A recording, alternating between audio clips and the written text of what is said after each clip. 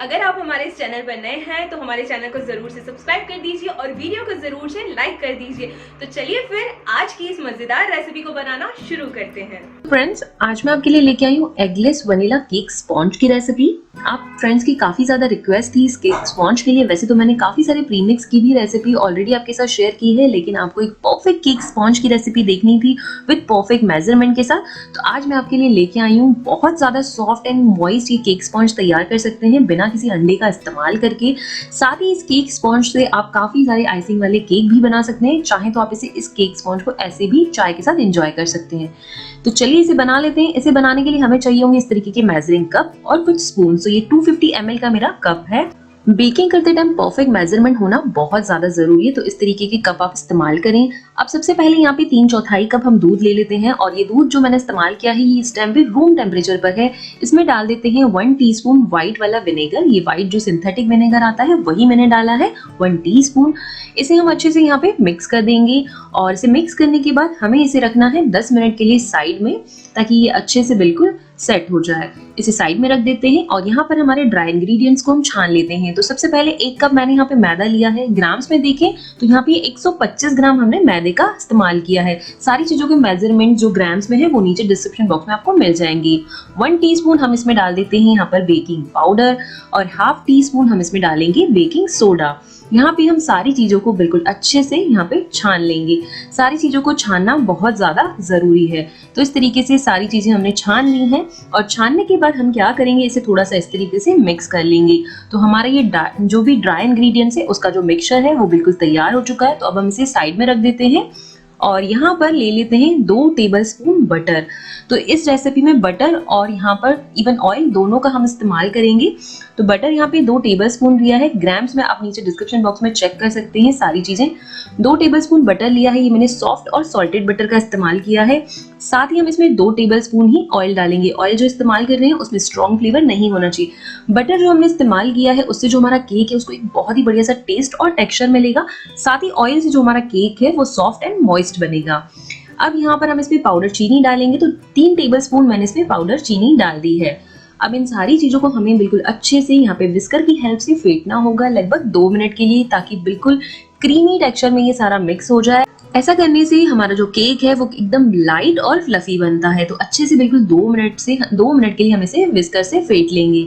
आप देख सकते हैं इसका कलर भी पहले से बहुत ज्यादा लाइट हो गया और एकदम क्रीमी टेक्सचर में हमारा ये मिक्सचर आ गया है।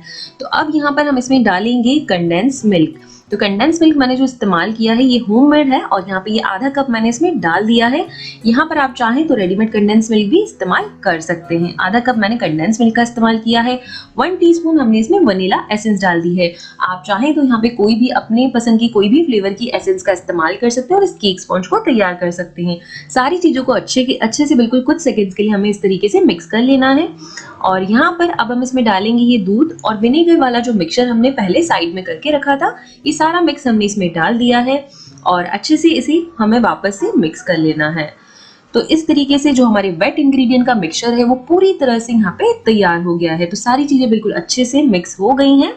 अब यहाँ पर हमारा जो ड्राई इंग्रेडिएंट वाला मिक्सचर है उसे हम थोड़ा थोड़ा करके डालेंगे और यहाँ पर बिल्कुल हल्के हाथों से इस तरीके से विस्कर की हेल्प से हमें इसे मिक्स करना है।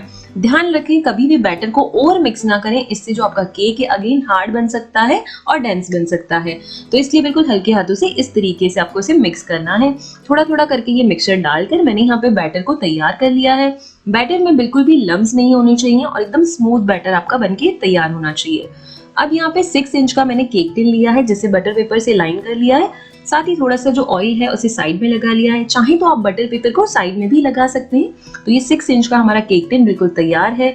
अब जो हमने बैटर तैयार किया है वो सारा बैटर हम इस केक टिन में डाल देते हैं। इस तरीके से अच्छे से 3-4 बार टैप जरूर कर लें ताकि जो भी एक्स्ट्रा एयर है वो बाहर आ जाए। ये केक टिन हमारा यहाँ पे तैयार हो गया। इस केक को अगर आप चाहें तो कढ़ाई में या फिर प्रेशर कुकर में भी बेक कर सकते हैं। कढ़ाई में अगर आप इसे बेक करें तो 35 मिनट्स के लिए अच्छे से इसे बेक करें, बिल्कुल लो फ्लेम पे, लेकिन कढ़ाई को पहले अच्छे से प्री हीट कर लें। या फिर आप चाहें तो इसे ओटीजी या ओवन में भी बेक कर सकते हैं। 170 डिग्री सेल्सियस पर प्री हीटेड ओवन या ओटीजी में 35 मिनट्स के लिए बेक कर सकते हैं आप इसे। आज लेकिन इस केक को मैं एयर फ्रायर में बेक कर रही हूँ। काफी फ्रेंड्स की रिक्वेस्ट थी तो इसीलिए इस एयर फ्रायर में हम इसे बेक करेंगे। प्री हीट कर लिया है 170 डिग्री सेल्सियस पे एयर फ्रायर को और इसमें इस केक को हमें 35 मिनट के लिए अच्छे से बेक करना है। तो अच्छे से पहले आप एयर फ्रायर को प्रीहीट कर लें। केक टिन को हमने सेंटर में रख दिया है, 35 मिनट्स का टाइमर लगा दिया है और अब हम इसे बेक होने देंगे। तो यहाँ पे इसे बेक करने के लिए अगारो ब्रांड का ये बहुत ही अमेजिंग सा एक एयर फ्रायर है, इसे इस्तेमाल करियो। इस एयर फ्रायर में आप एयर फ्रायर तो कर ही सकते हैं, साथ ही बेकिंग कर सकते हैं, टोस्टिंग, ग्रिलिंग, सारी चीजें इस एक ही एयर फ्रायर में आप कर सकते हैं। काफी अमेजिंग एंड अफोर्डेबल है ये एयर फ्रायर। तो इसकी लिंक अगर आप इसे परचेस करना चाहते हैं तो आपको नीचे डिस्क्रिप्शन बॉक्स में मिल जाएगी। साथ ही इसके ऊपर एक डिटेल वीडियो भी शेयर की है, वो भी आप नीचे चेक कर सकते हैं। तो हमारा केक बिल्कुल अच्छे से 35 मिनट्स में बेक होकर तैयार हो गया है। तो हम इस केक को अभी पूरी तरह से ठंडा करना होगा। तो हम क्या करेंगे, इस केक को इस तरीके से वायर रैक पर रखेंगे और साथ ही इसे कपड़े से ढक देंगे। तो इस तरीके से कपड़े से जब आप इसे ढक कर रखते हैं तो जो भी इसका ऊपर का सरफेस है वो बिल्कुल भी ड्राई नहीं होता है। आप जरूर से केक को इस तरीके से ढक कर रखें और पूरी तरह से केक को ठंडा होने दें। जब हमारा केक अच्छे से पूरी तरह से ठंडा हो जाएगा तब हम इसे डीमोल्ड कर लेंगे। आप देख सकते हैं केक ने साइड्स छोड़ दी है और बिल्कुल अच्छे से ये ठंडा भी हो गया है। तो यहाँ पे मैंने केक को डीमोल्ड कर लिया है और बहुत ही बढ़िया एकदम सॉफ्ट एंड मॉइस्ट हमारा केक स्पॉन्ज बनके तैयार हुआ है। आप देख सकते हैं इतना ज्यादा ये सॉफ्ट बना है, अंदर से बिल्कुल मॉइस्ट है और बिल्कुल परफेक्ट मेजरमेंट के साथ में हमने ये रेसिपी तैयार की है। तो इस केक स्पॉन्ज से आप काफी अलग अलग फ्लेवर के केक बना सकते हैं विथ आइसिंग।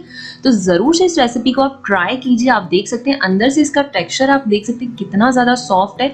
इवन ये केक अगर आप ऐसे ही नॉर्मली भी चाय वगैरह के साथ भी खाते हैं तो ये बहुत ज्यादा टेस्टी लगता है। तो जरूर से एक बार इस रेसिपी को ट्राई कीजिए। आज की अगर रेसिपी आपको अच्छी लगी हो तो हमें कमेंट करके जरूर बताएं। साथ ही वीडियो को लाइक करें। चैनल पर नए हैं तो चैनल को सब्सक्राइब करना बिल्कुल ना भूलें। Thank you for watching.